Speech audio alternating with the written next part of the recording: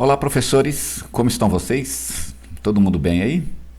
Espero que vocês tenham dado uma ótima aula no último domingo, né? A gente teve uma aula um pouco mais curta. A gente estudou a tradução da palavra igreja, uma aula um pouco técnica talvez, mas foi uma aula de introdução apenas para a gente começar esse assunto fascinante que é a eclesiologia. E hoje, uma vez tendo definido ou traduzido a palavra igreja, agora então a gente vai defini-la. Definir aqui é diferente de traduzir, porque traduzir trabalha com a palavra em si mesma. E definir significa que a gente vai trabalhar com o conceito de igreja, tá certo? Afinal, o que é uma igreja? Então essa é a pergunta que vai mover o nosso estudo do próximo domingo, que vai ser exatamente o que é uma igreja, o que define uma igreja. A gente vai apresentar a definição e vamos estudar os termos dessa definição, ok? Bora então para a nossa lição? Vamos ser abençoados por ela e abençoados por ela, vamos abençoar também os nossos alunos, tá bom? Vamos lá então. Como eu disse para vocês, na próxima aula a gente vai estudar a definição de igreja, ok? A gente vai estudar, a gente vai apresentar a definição e depois disso estudar os aspectos dessa definição, tá bom? Eu tenho aprendido desde criança, acho, né? Ou desde que eu me entendo por gente, que igreja é um grupo de pessoas reunidos para adorar a Deus. A minha definição aqui está um pouco mais extensa, ela segue mais ou menos essa mesma linha básica, mas é um pouco mais extensa porque ela cobre melhor aquilo que a gente entende entende por igreja. Tá joia? Então, de qualquer maneira, esse é o nosso propósito, estudar os diversos aspectos da definição de igreja, ok? Vamos então à definição. Eu estou usando aqui a definição do Scott Horrell. Eu vi várias aqui, a gente poderia ter colocado várias e são todas bem bacanas. A gente estuda na teologia sistemática, né?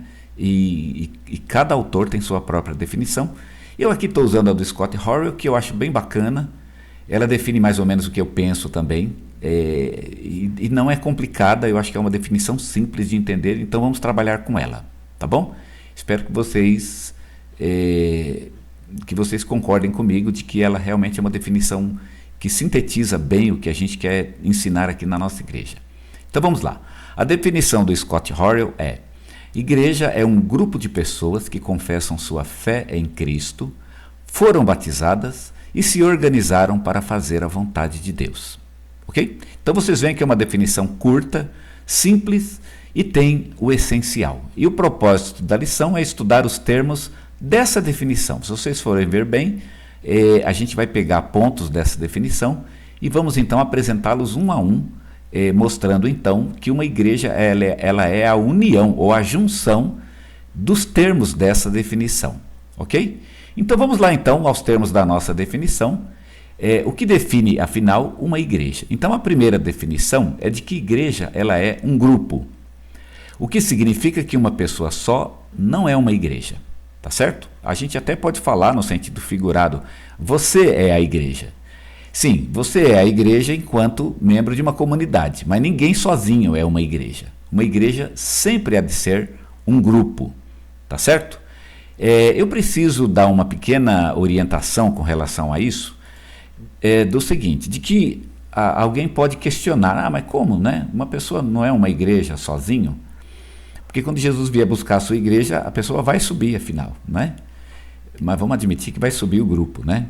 Mas, de qualquer maneira, está faltando para a gente um conceito que a gente vai precisar estudar ainda, e nós vamos estudar não ainda na próxima lição, mas para entender melhor, que é o sentido de igreja visível e igreja invisível, ok? Então, enquanto a gente não estudar a igreja visível e invisível, a gente sempre vai ter problema, e a gente não vai estudar ainda porque há algumas questões que precisamos aclarar antes disso, pelo menos na minha cabeça, é melhor entendê-las primeiro.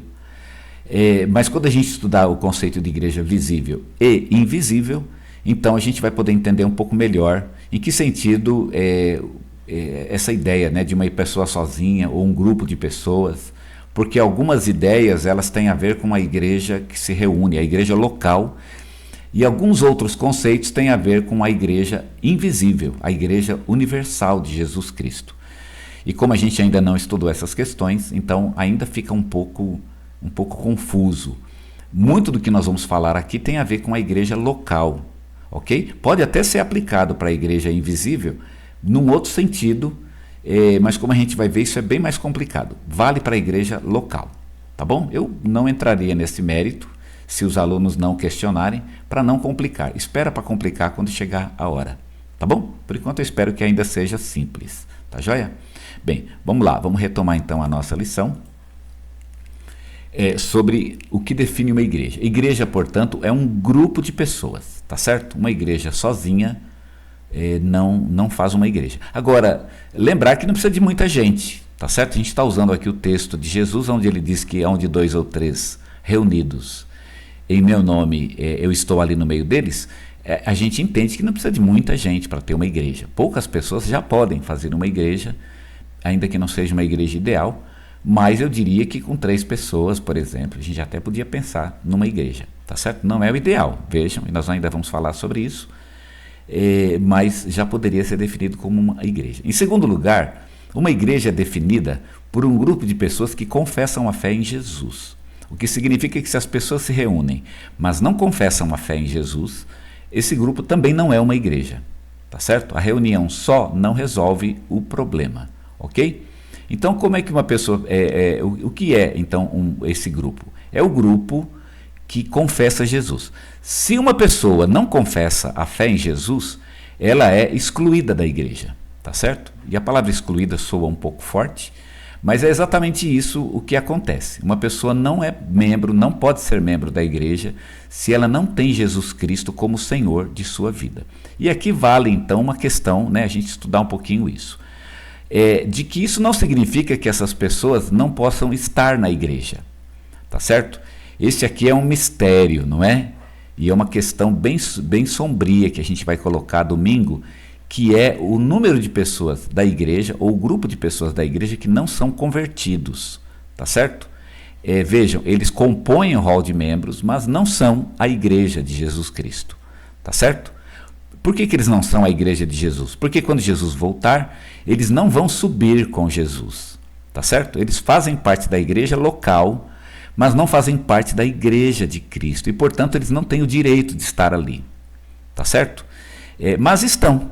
E a igreja não pode fazer nada em relação a isso. Ela não pode fazer uma acariação, ela não pode fazer uma espécie de uma enquete, não é, para descobrir quem é verdadeiro e quem não é. A igreja está proibida por Jesus de fazer isso, porque não é papel da igreja julgar os que são salvos e os que não são. Esse papel é o papel do próprio Jesus. E quando Jesus fala a respeito disso, ele fala que ele vai dar ordens aos seus anjos, e são os anjos que vão selecionar, né, provavelmente pegar na mão daqueles que são verdadeiros e levá-los quando chegar o tempo em que isso deve acontecer. O fato aqui é que essas pessoas estão na igreja. Então, vale aqui a gente dizer o seguinte, então, uma igreja, ela é formada por pessoas batizadas e que têm uma fé em Jesus, mas ela comporta em seu rol de membros pessoas não crentes, tá certo? Mas a igreja verdadeira é aquele grupo que confessa a verdadeira fé em Jesus Cristo, tá bom? Lembrando então, a igreja nem pode tentar descobrir quem não é verdadeiro, e o aumento, né, dessa proporção de pessoas regeneradas em Cristo, ou não em relação aos não regenerados, é que a gente vai ver, ela a proporção dos não regenerados é uma estratégia do diabo para destruir a igreja, ou seja, ele coloca na própria membresia pessoas não salvas, que é exatamente para atrapalhar a igreja, porque é isso que essas pessoas fazem na igreja, eles atrapalham, eles empurram a igreja para baixo, a igreja quer subir e eles estão tentando fazer a igreja descer, não é? É um grande problema, mas gente, é um problema com o qual a igreja tem que conviver, tá bom? Eu sei que é muito difícil falar sobre isso, mas podem falar, porque o texto de Mateus deixa muito claro que eles estão lá, é o joio no meio do trigo, e a igreja vai ter que aprender a conviver com essas pessoas, e, né, o propósito delas talvez seja exatamente ajudar a igreja a ficar mais firme, mais forte na palavra, não é? A sempre rever-se a si mesma. Eles desafiam a igreja a se rever e a se colocar então nas mãos de Deus para ser uma igreja melhor e mais verdadeira, não é? Alguém vai perguntar, mas são esses que provocam divisões? Então, é muito espinhoso falar sobre isso. São esses os que causam dissensões? Não, eu teria um pouco de medo de falar isso, não é? Porque às vezes um crente verdadeiro pode estar num período lá não muito bom, né? E pode causar um problema temporário, né? Então é melhor dizer assim, olha gente, essas pessoas estão lá, não são verdadeiros, mas estão lá e nós não podemos fazer nada em relação a isso. Quer dizer, não podemos fazer nada em termos, né? Nós podemos, por exemplo, e uma coisa boa que vocês podem citar, é apertar um pouquinho, não demais, tá certo? Mas apertar um pouquinho o processo de entrada na igreja. Dá um tempo, né? Não vamos aceitar muito rápido. Vamos colocar essas pessoas numa classe, vamos ouvi-los, vamos conversar com eles, observar se eles dão provas de que são convertidos. E uma vez que eles dão provas de que são convertidos, levar essas pessoas na frente da igreja para que elas então deem o seu testemunho. E digam com a sua própria boca que são convertidas, aceitaram a Jesus, tá certo? Porque se um dia derem problema, então a gente vai, bom, você falou com a sua própria boca, como é que agora está, né? Tá provando outra coisa?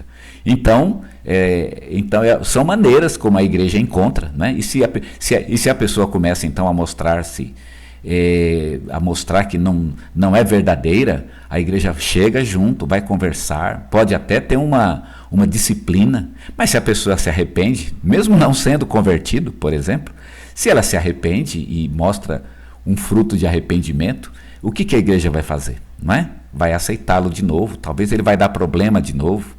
Alguns nunca vão dar problema, não é? A opinião deles já é uma opinião destrutiva, né? Só de andar na igreja, a oração que eles fazem, as conversas que eles fazem, só isso já é destrutivo para a igreja, porque eles não são verdadeiros. Mas não tem o que fazer, né, além do que a gente já faz, porque o Senhor nos proibiu de tomar providências então para julgá-los e a partir do nosso julgamento excluí-las.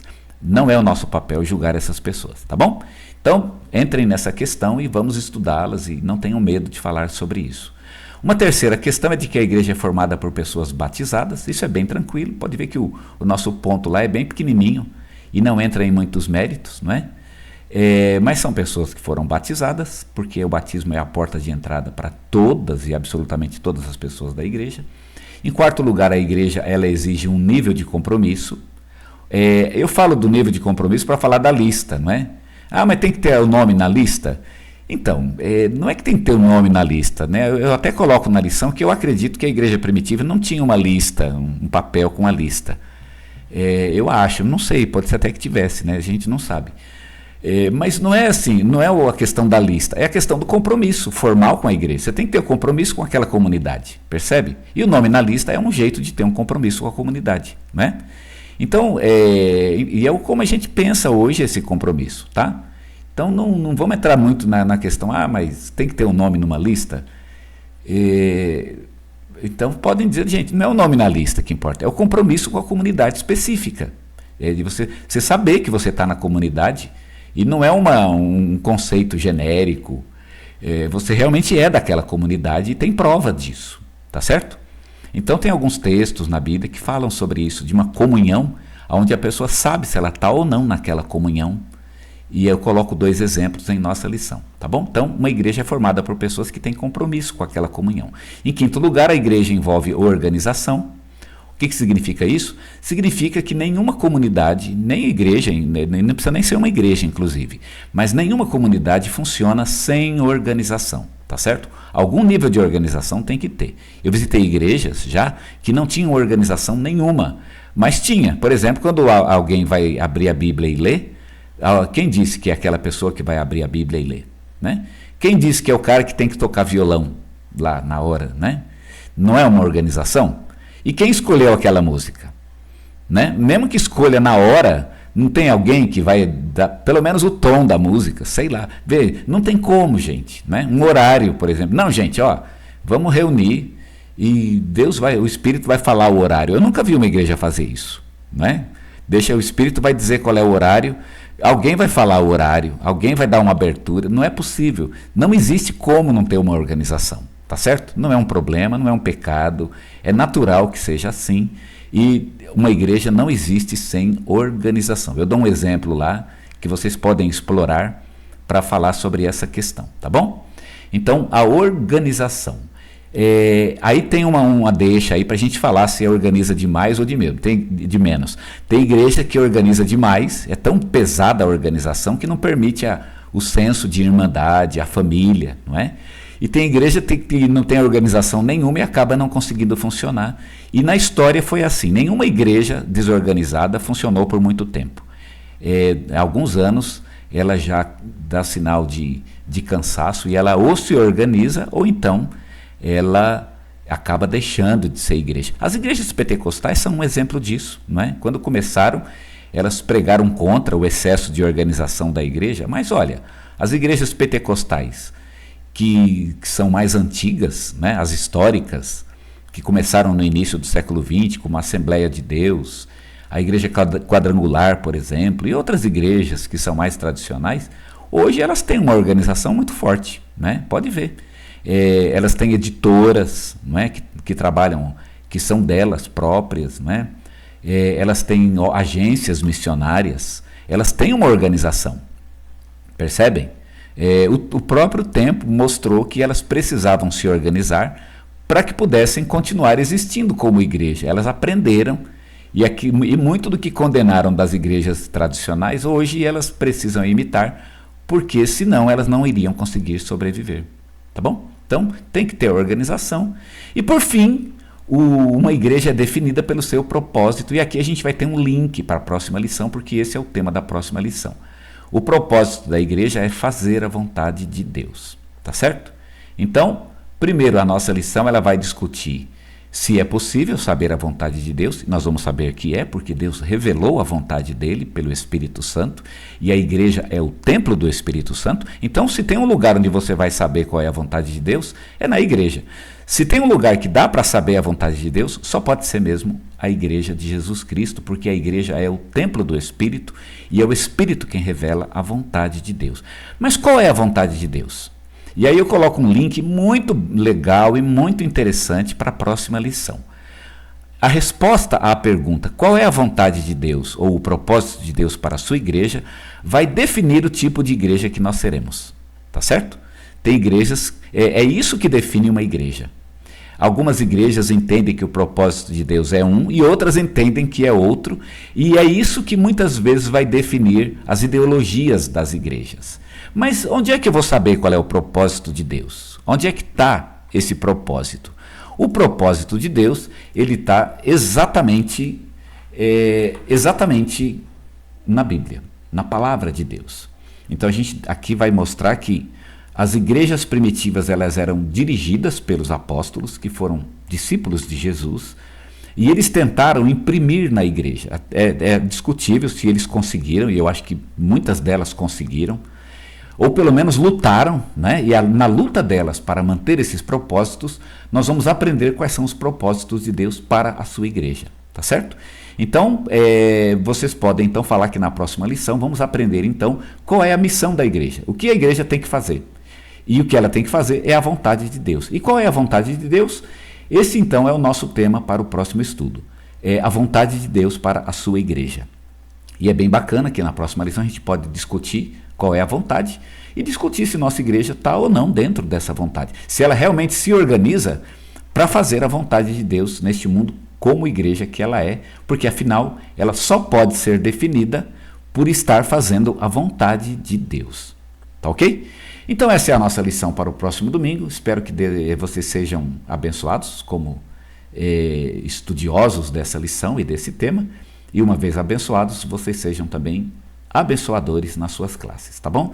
Deus abençoe a vocês e a minha oração é que Deus use a vida de vocês então para falar aos alunos e assim a gente possa ter uma igreja realmente que venha agradar a Deus e venha ser uma igreja muito verdadeira neste mundo que glorifique a Deus e ao seu Filho, o nosso Senhor Jesus Cristo. Amém?